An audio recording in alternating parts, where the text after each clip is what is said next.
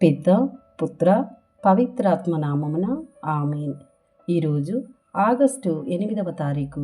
మత్తయి సువార్త 16వ అధ్యాయము 24వ వచనము నుండి 28వ వచనం వరకు. నన్ను అనుసరింపగోరువాడు తనను తాను పరిత్యజించుకొని తన సిలువని ఎత్తుకొని నన్ను అనుసరింపవలెను. తన ప్రాణమును కాపాడుకొన చూచువాడు దానిని పోగొట్టుకొనును. నా నిమిత్తమై తన ప్రాణమును ధారపోయేవాడు దానిని దక్కించుకొనును. మానవుడు లోకమంతటిని సంపాదించి తన ఆత్మను కోల్పోయినచో వానికి ప్రయోజనమేమి? తన ఆత్మకు బదులుగా మానవుడు ఏమి ఇయ్యగలడు? మనుష్య కుమారుడు దూతల సమేతముగా తన తండ్రి మహిమతో వచ్చి ప్రతి ఒక్కనికి వాని క్రియలను బట్టి ప్రతిఫలమును ఇచ్చును.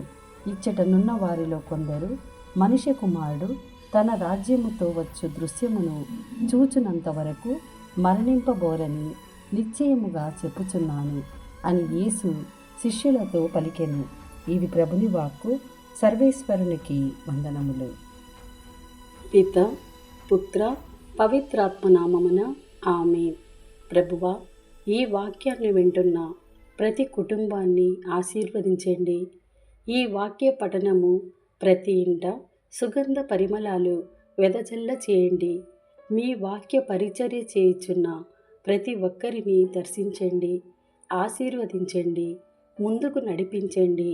వాక్య ధ్యానాంశము ద్వారా బాధలతో, వ్యాధులతో, సమస్యలతో, నిందలతో, అవమానములతో ఉన్నారు వారినందరినీ దర్శించమని యేసు నామములో అడిగి వేడుకుంటున్నాం తండ్రి. ఆమేన్.